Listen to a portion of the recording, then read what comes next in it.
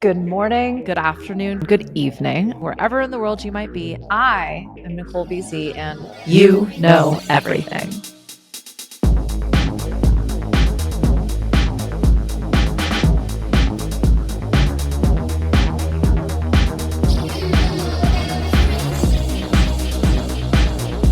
New background, new room, new studio. Who dis? For those of you just listening, I have moved recently and I am still in the process of getting set up. So forgive me the very rudimentary surroundings that you find me in. If you could see, actually, it's quite beautiful. I'm in a third story loft space right now. I'm looking out across the Blue Mountains of North Carolina. I've got dogwoods and spruce pines and all sorts of birds and nature around. You might even get to hear it. One of my clients said, I'm loving the bursting sounds of spring in the background. So you're welcome. You might also hear lawnmowers and hedge trimmers and the other sounds of spring and nature. So thank you for bearing with me.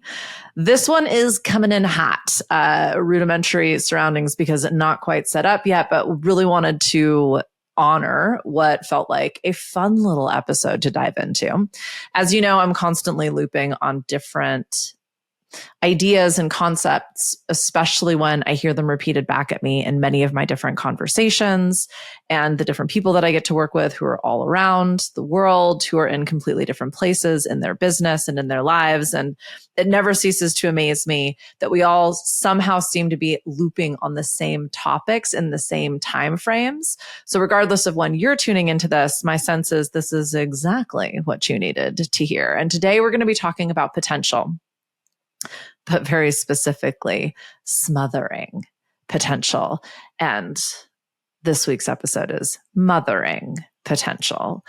A lot of you listening are people who have brilliant ideas. You might find yourself in a leadership role if leading no one other than yourself.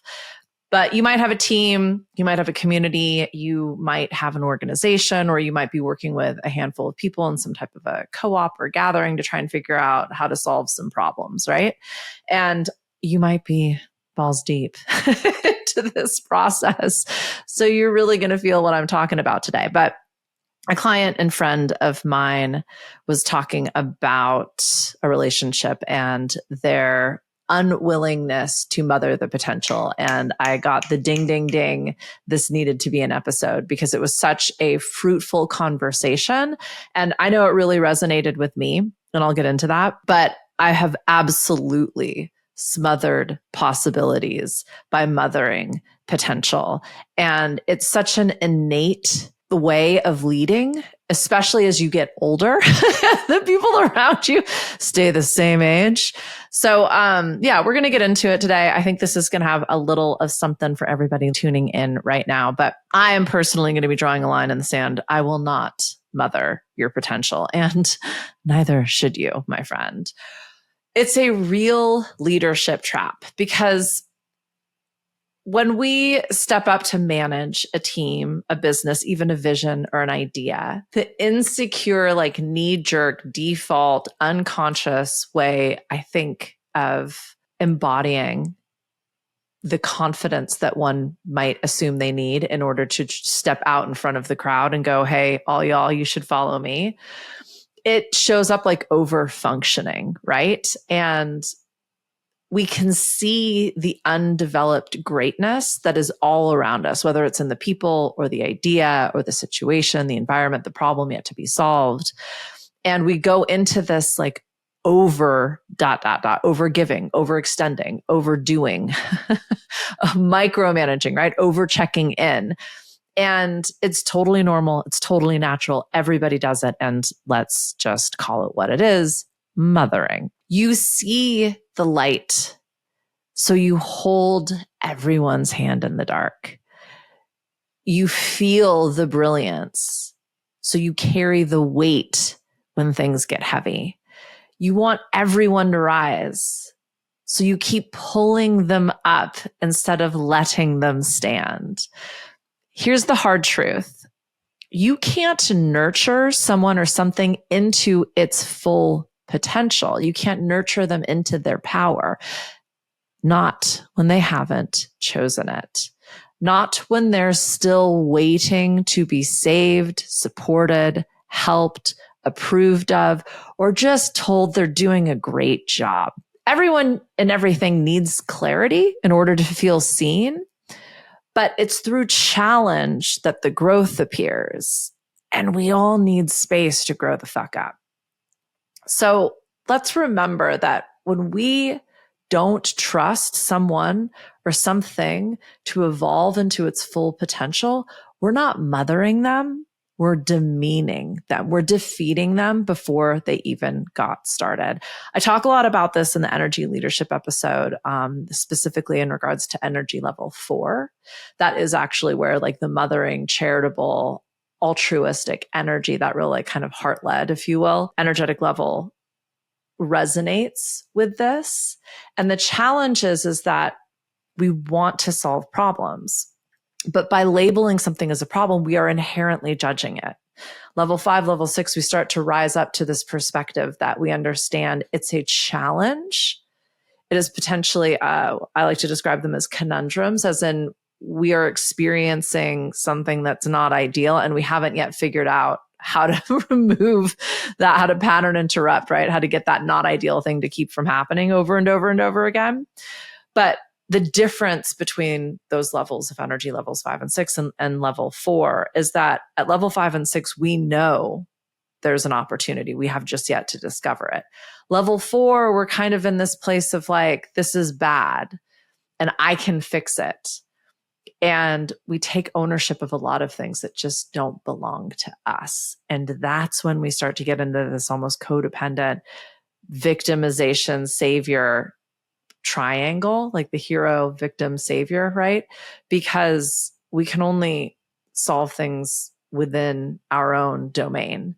And we can feel pretty disappointed by the outcome when we've taken on something that just, again, isn't within our wheelhouse. So we're going to talk about why mother potential is killing your leadership, and why this tendency also makes it really hard to fully actualize these visions, these ideas, this brilliance that you experience. I'm going to go through a couple real world case studies, pretty well known examples, to make it real obvious why smothering, right? Like, and in both instances, I think it could have been, well, the second instance is when that sort of level 5, 6 leadership can make a real difference and also can feel a little bit disconnected and harsh at times.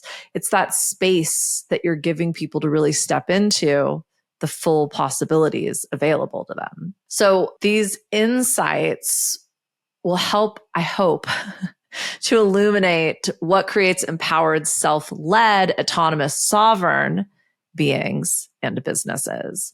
And then finally, I'm going to talk about 3 very precise paradigm shifting strategies that kind of move you from this like emotional labor to executive leadership and go from support mode to systems level impact. And they're actually really simple, really easy. I think you're going to be able to finish this episode and just see where you're mothering. And look, we all do it. There again, no level 4 judgment here. Just saying that it's such a natural default tendency. The reason I think this episode needed to get made was just to remind myself, first and foremost, but anybody listening, that there are always going to be spaces where we're probably hovering because we're attached to the outcome. We really, really, really want that thing to work. We really, really, really want that person to feel good. And at the end of the day, there's only so much that we can do. And we really do need to just take a step back and trust the process. So yeah, I'm going to start with the lie of nurturing. Let's just call it what it is. It's such an easy place to become burnt out. And it's not the hustle, it's not the grind culture, right? Like, what if you're burnt out because you're a surrogate parent to other people's unlived lives? Whoo! I can remember with artist management very specifically, but also with touring, I would always say to the band, no one will ever work harder for you than you. Like, I can't be the musician on stage. I can't write the songs for you. And the best bands, the best artists, best is such a whatever word, right? But the ones who did the thing that they wanted to do, they did it more than anybody else in their immediate experience did. And they weren't waiting for someone to save them, let alone nurture them. And I think I've said that to a ton of entrepreneurs and creators and business leaders, because there's this idea that I hear, this assumption that like your people should be working harder than you. And I personally don't believe that. I that's a whole nother conversation, to be perfectly honest. I'm sure I've recorded many a podcast about that. I'll link to them in the show notes. But again, this level 5, level 6 leadership, which again, I did a whole deep dive into the Energy Leadership Index. There's a whole series in the podcast, but that level 5, 6 compels people to action and commitment and output, because that energy is so inspirational. Anything like any other energetic levels, you'll see action, you'll see activity, but it's usually coming from this place of like judgment or force or even fear. Like shit gets done, but it's not very sustainable. That's that burnout, right? So mothering potential means taking more responsibility for someone's future than they do. This won't scale your growth or your business. It'll sink it.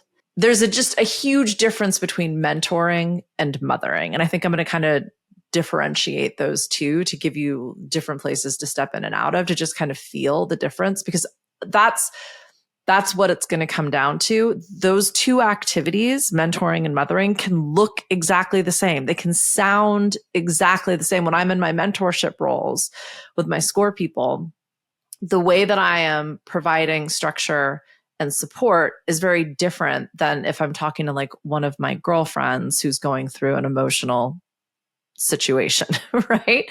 And even though I might be saying, it's going to be okay, I know you're going to figure this out, the way I'm showing up for that conversation is completely different. It's that level 5, 6 versus that level like 4. This emotional overextension, this endless encouragement, this, just one more training, just one more check-in, just one more pep talk. People love it. It feels safe. It's warmth. It feels like validation. And to some, it even feels like someone finally sees their greatness, and without asking for any proof, right? Like those constant check-ins are these little dopamine hits we both get. Hey, how you doing? Doing good. How's you? Great. Let's go. Like, where are we at with this? And people start to wait for that and lean on that and need it in order to encourage them to keep going. As a leader, you don't have the time or the energy or the bandwidth to keep being an emotional doula. You were hired.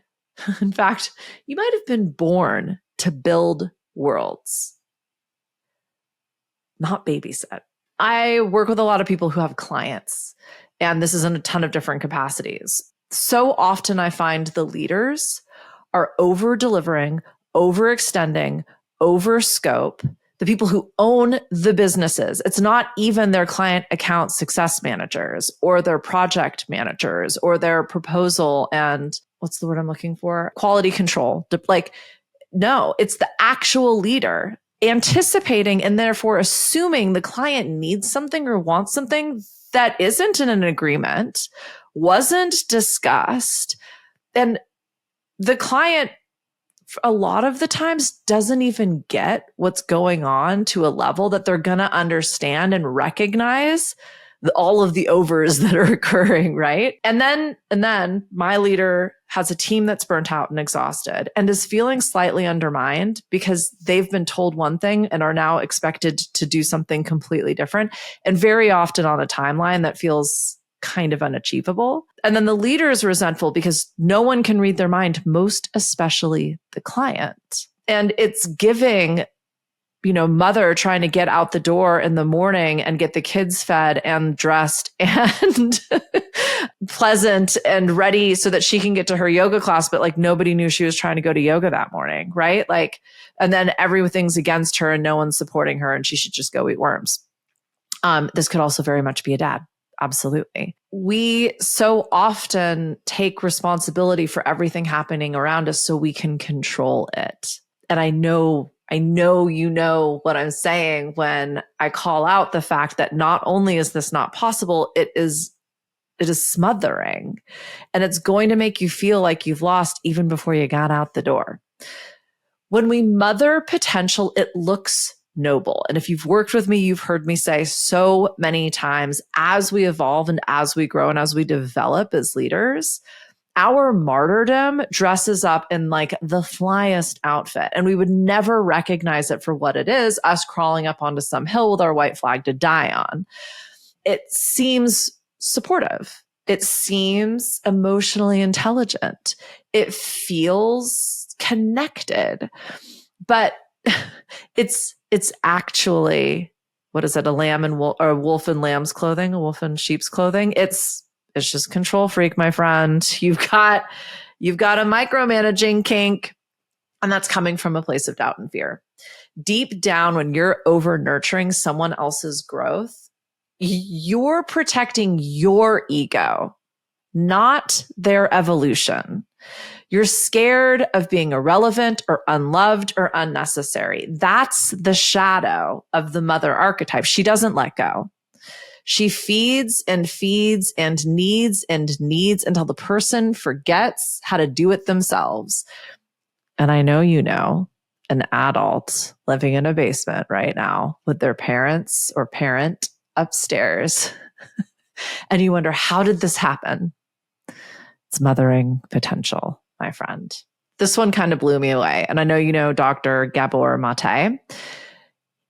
They suggest excessive caregiving can become a form of trauma response and can come from a trauma. This quote unquote compulsion to rescue stems from a fear of abandonment or failure. So when you're mothering potential, ask yourself, whose abandonment are you protecting against? Theirs or yours? Because letting someone flounder isn't neglect. It's actually trust. It's trusting they are fully capable of solving this problem. They just need a little bit more practice, a little bit more time, a little bit more belief, and they'll figure it out. I had an example and it's just escaped my brain hole. What was I going to? Oh, so oftentimes when I'm working with people, we're starting with somebody who's really overwhelmed. They love what they do because it's their own business. They've been doing it for a long time. They're successful. And also like they don't want to get out of bed in the morning. They wake up in the middle of the night. It's killing their family, blah, blah, blah, blah, right? Like there's a lot of bad stuff going on, but like they should be happy because they get to be their own boss and they did this, right? There's many things we kind of go through and work on, but one of them is delegating and enabling their team and their business to support them even on their worst day. You knew I was going to say that. The challenge then becomes, once we actually create the infrastructure to allow this transfer of responsibility, it's that leap of faith, right? It's that trust fall of actually letting your team carry their own weight and watching them struggle and stumble and fall and drop the thing. And that moment of allowing them to pick it up, to dust themselves off, and to keep going. And they might even find a different route. They might even suggest that this thing that everybody's been carrying is dead fucking weight and it's time to try something completely different. Like the moment when my clients realize that someone has just brought them a better idea than they had, or like they're actually bringing something to the table that eclipses their own strengths and abilities, it's a beautiful thing. And it can't happen while you're mothering. So the two examples I promised, Theranos. I don't know if you remember this little Silicon Valley startup, but Elizabeth Holmes was doing it was like DNA testing or something to that effect. But the public level of failure, I think she's in jail now. Like it was pretty epic there for a minute. And The product itself was fucking phenomenal, but it's not because the product didn't work. She failed because she mothered the worlds with her potential. She mothered the vision. She overprotected it. She oversold it. She wouldn't let anyone challenge it. And the world mothered right back. Investors, board members, the media, she was the darling. Like everybody coddled this idea of a woman-led startup in Silicon Valley doing $1 billion raise. And this idea of greatness, instead of actually looking at like proof, enamored people to the point of implosion. That's what happens when we fall in love with potential rather than performance. And we see this a lot in startups particularly, but I think I was talking about this a couple episodes ago, this idea of overnight success. Like in the United States, we love it. We love 30 under 30. We love rapid rises, but I've watched more entrepreneurs and leaders and creators absolutely melt on the other side of a quick rise to success than I have seen any failures from someone who's just been slowly and steadily 10 years, 20 years into it, just climbing their mountain. And there was no mothering. There might not have even been any support for the latter group, but they built their own belief. They built their own resilience. They built their own proof, and the confidence and familiarity they have with themselves on the other side of it, not just allows them to succeed in their existing business, but allows them to rinse, wash, repeat into all sorts of different endeavors. And we're going to talk about that a little bit in the next couple episodes, but depending on the freedom that you're trying to create, there are going to be multiple avenues that you get to walk down. And once you understand how you work best and truly how to find teams to support you, your strengths and weaknesses complement each other, how you work best with people. I don't know that I've shared the user manual, but you can just Google that. A woman wrote a book, and in that book, she talked about creating your own user manual to help people understand how to work with you best. And when you can clearly and succinctly enable people to communicate with you, that was a moment. Yep. Loved that one, BZ, when I'm trying to say communicate. But the point being, the way that you become a serial entrepreneur, the way that you have 7 streams of income is you understand how you work best. And that happens by working with other people. So that's why this is so important. So Elizabeth Holmes mothered. Reed Hastings, CEO of Netflix, I'm a huge fan of, and believe me, I've heard, working for Netflix is torturous. They are a beast. But what I like about Netflix and what I like about organizations that position themselves as the best, you are exposed to the Ferrari of machines, and you get to choose to be there, my friend. They are completely transparent with income, with job descriptions, with ascension plans, with roles and responsibilities. Yeah, it's going to be a lot. And you're going to get to work with the best. The people that I've known who work there find these teams, they find these people that they work well with, and they all move together, and they have access to the upper echelon of that industry. So BZ fucking trying to convince you that Netflix is okay aside. What Reed Hastings famously said was, we are a team, not a family. This isn't about nurturing potential. This is about actualizing talent, creating a high trust, high accountability culture. So that's what I'm talking about. Like, yeah, you're going to be autonomous and sovereign and have agency. And also, it's a big fucking ask. If you can deliver, you're going to get to be part of a pretty special club. Elizabeth failed because of coddling potential. Reed scaled by refusing to mother anyone's development. First and foremost, stop trying to raise adults. I mean, if you're working, at least in the Western part of the world, your people are of adult age. Don't answer questions they can Google, or more importantly, don't answer questions that are in their resources, whether it's a cloud drive, a user manual, a employee guide. Like, point people to where they can find the answers to their own questions. Stop solving problems they created. Stop writing and updating frameworks they should be building. That's not leading, that's parenting. If those resources don't exist, guess who can create them? If you're a team of one, I'm still looking at you, my friend. So there's really no excuse here. I always say if you have to answer the question more than twice, it needs to be written down somewhere, for especially if you're building a team. But even if you have a customer facing business, same goes for the customers. If you've gotten the same question twice, especially from two different people, make it a written resource. So try this phrase. What do you think you should do? I know.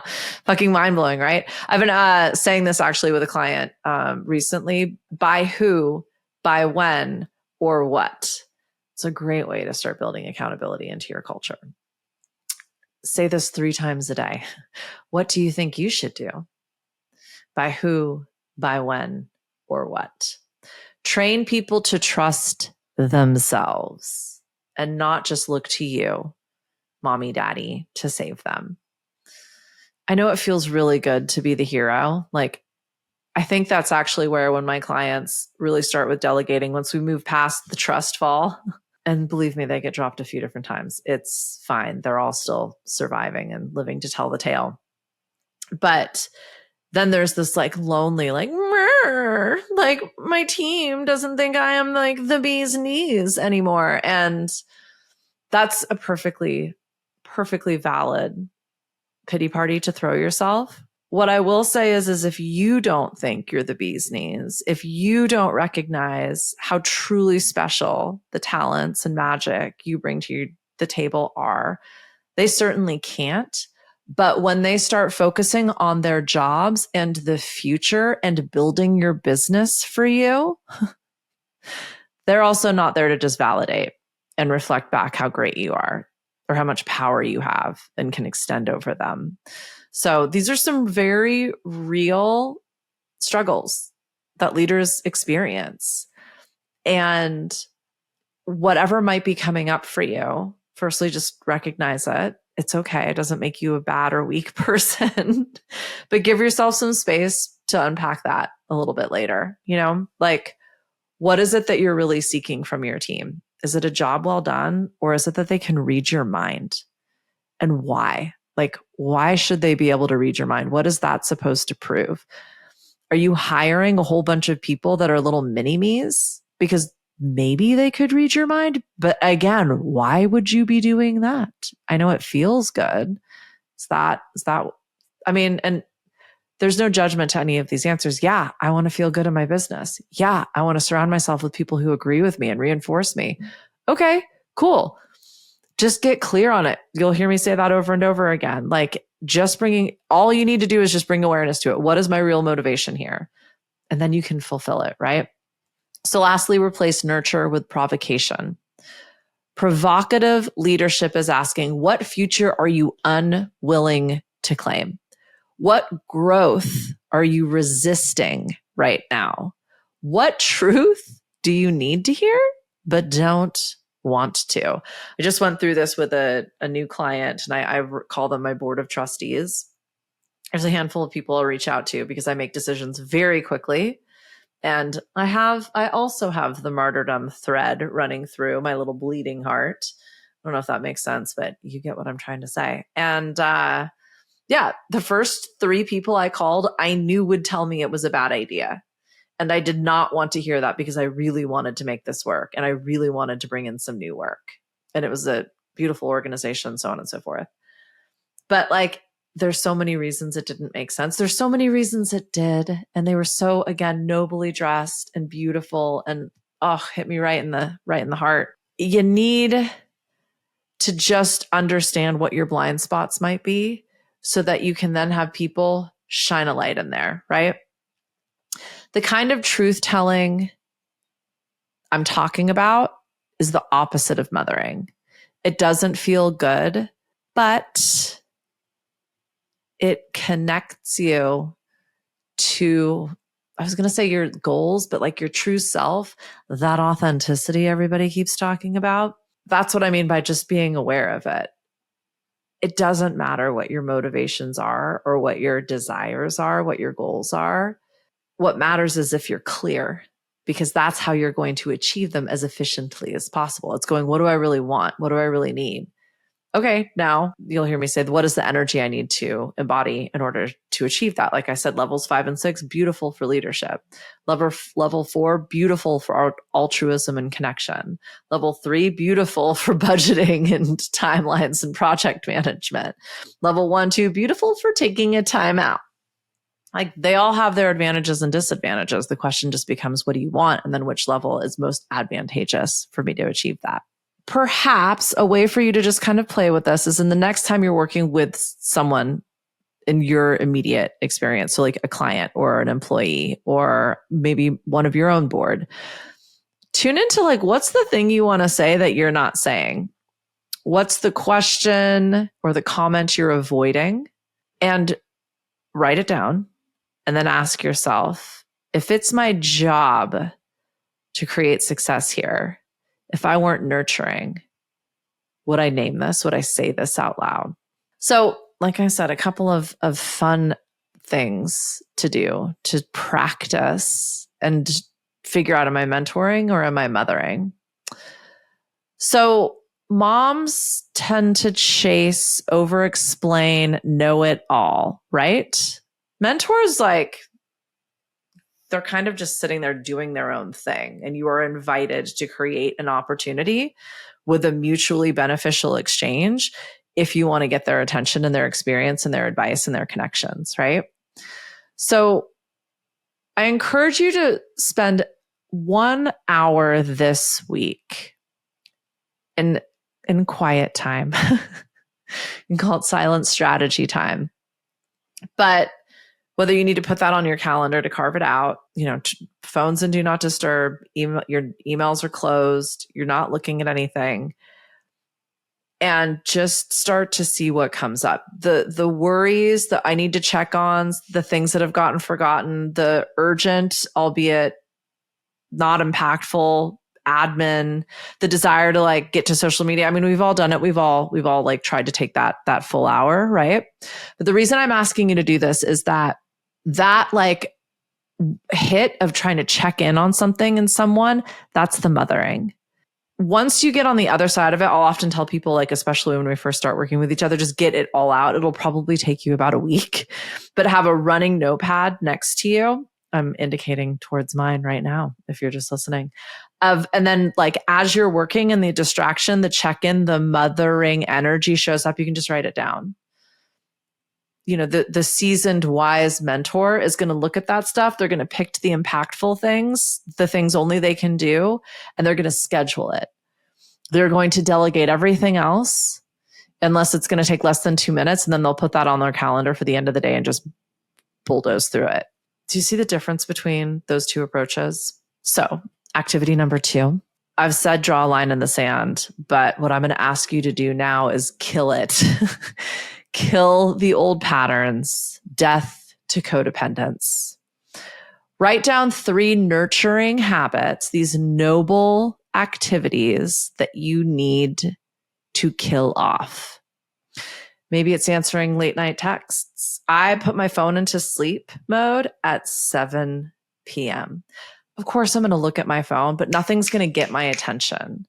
I don't have children, so there's a big difference there. And my businesses don't operate much later. I have certain clients that I do communicate with after hours, but that's me going into my phone and checking on it, not them, dumping or pinging or calling and me responding to it. So do you see the difference there? And believe me, it's a complete shift.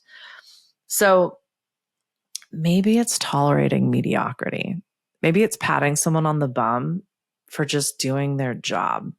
I have that conversation a lot with clients as well. Like, that's their fucking job. Why are they getting a raise or a reward for showing up? Like, we can absolutely incentivize amazing, culturally aligned behavior, and we should. But let's make it clear, like, there is cost of living, wage increases. These are not raises. This is just being a responsible fucking human in business. We want to reward good behavior, but a mom's probably making a really big deal out of the most basic behavior.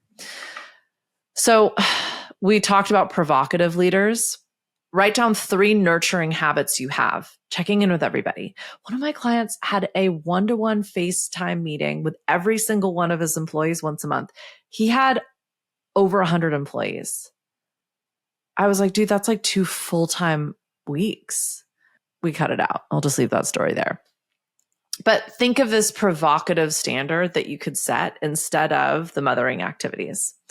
And then lastly, playing the role of like the master, the leader. The master is probably a bad word. The magician, like the any of the kings tarot, right? Like this seasoned, wise, and Jedi. Can we go Jedi master? Are we okay with that? Let's go Jedi master. So, you've got your tools. You've got the force. There's no excuses. Pick one person in your life and have a power transfer with them. Like, literally have a conversation with them. Honor the fact that thus far you've probably been smothering them a little bit. You've been giving them a lot of attention, and it's probably not been coming from the right place. It's not because you were so confident in their current abilities as at right now, but you truly believe in their potential. And so you're going to give them space to step up and to grow and to evolve. So here's how that's going to look a little different. We're no longer going to have weekly or daily check-ins. We're no longer going to be in dialogue via text message. We're going to shift this very much to our professional communication platforms, and we're going to keep it between these hours. Like, identify where there might be a little codependent relationship going on there, that level 4 and level 1 dance, and pattern interrupt it. Step up to the 5 and 6, help manage expectations. This is what's going to be shifting. This is where the boundaries are. This is how I am going to show up moving forward. And then you let them lead. Hand them the lightsaber. And they will stumble. They will drop it. They won't know how to use it at first. Like, it's going to be awkward and weird. And then they will levitate. They will rise. So, my friend, as we end this episode, I'm going to ask you to stop mothering potential and to start invoking your Jedi mastery. Use the force. Let people grow or let people go. Let the dream build. And you might need to burn a few buildings in order to make that happen. This one is more for me than for you, for sure. But like, let silence teach louder than support. Notice every time you're trying to like add a comment or say something just to keep saying because you just talk all of the time and you feel like feeling silence is useful, or saying the thing that's in your brain needs to be said out loud. Your legacy isn't how safe and supported you made people feel. It's how much potential you refused to coddle, how much greatness emerges as a result. So repeat after me, and this is just as much for me as it is for you. I will not mother your potential. I will not mother my own potential. I will build what's real, and I will lead like a sovereign, not a savior. Okay, legend? So I'm going to trust that you are going to get out there with your lightsaber and lead. Thank you for being here.